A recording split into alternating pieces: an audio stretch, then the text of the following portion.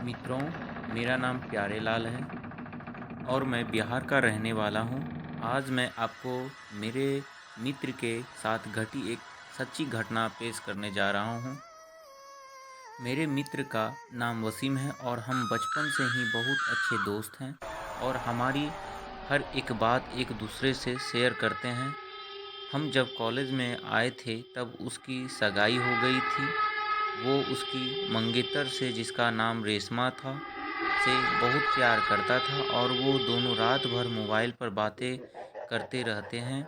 एक दिन की बात है, उसने मुझे बताया कि वो उसकी मंगेतर से रात को बात कर रहा था।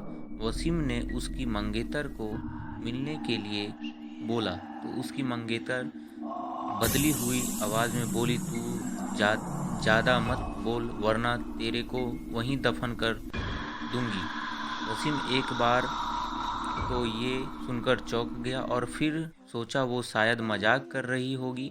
फिर वसीम भी उसको मजाक में बोला, क्या कर लेगी तू मेरा, देखते हैं। तो फिर बोली, आज रात देख तेरे साथ क्या होता है।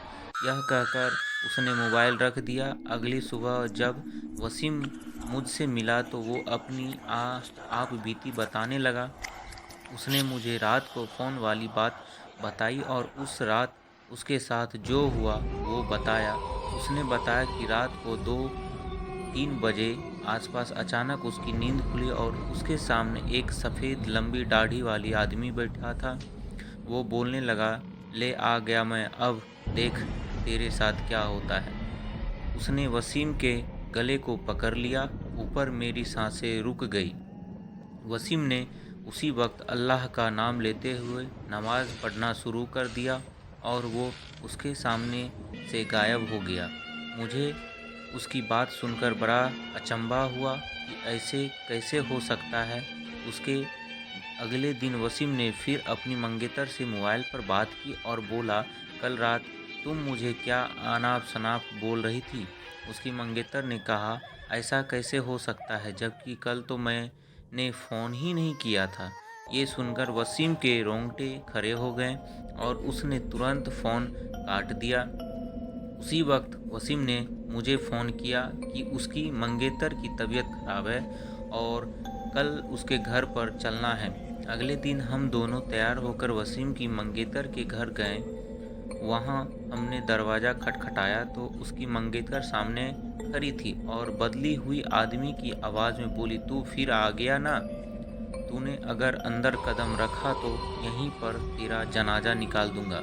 वसीम बोला कि ये क्या बोल रही हो तू।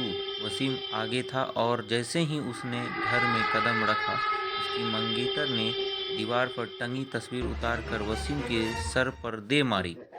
उसके सर से खून बहने लगा। उनके बाद वसीम के ससुर और सालों ने उसकी मंगेतर को पकड़ कर बैठाया। फिर उसके सालों ने वसीम के सर पर पट्टी बांधी। रेशमा के दादाजी ने बताया कि रेशमा को जिन्न का साया लग गया है। इस पर वसीम ने ससुर ने उन्हें अपना मुंह बंद रखने को कहा। थोड़ी देर रुककर हम वहां से सीधे अस्पताल जाकर ढंग से पट्टी करवाई। उसके अगले ही दिन मुझे वसीम का फ़ोन आया कि रेशमा की तबीयत बहुत ख़राब है और वो अस्पताल में भर्ती है। वसीम ने बाइक निकाली और हम दोनों जल्दी अस्पताल पहुंचे। वहां पर पहुंचते ही हमने डॉक्टर से रेशमा की हालत पूछी तो उसने बताया कि उसकी हालत बहुत नाजुक है, कोई असली बीमारी का पता नहीं चल पा रहा है।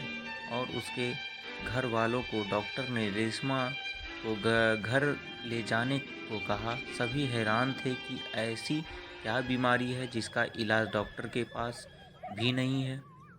फिर उसके घर वालों ने रेशमा को घर ले आए। रेशमा ने वसीम को बुलाया और कहा कि मैं अब ज़्यादा दिन जिंदा नहीं रह पाऊंगी और तुम किसी अच्छी लड़की से शादी कर लेना। ये सुनकर वसीम की आंखों में आंसू आ गए और बोलने लगा कि मैं तुम्हें मरने नहीं दूंगा। फिर रेशमा के दादाजी ने उसको पास ही के पीर बाबा के पास ले जाने को कहा। हम उसको पीर बाबा के पास ले गए और पीर बाबा ने बताया कि इसको एक बुरी जिन्न ने जकड़ लिया है। जिसकी वजह से वो इसके शरीर की नुकसान पहुंचा रहा है। अब बहुत देर हो गई थी।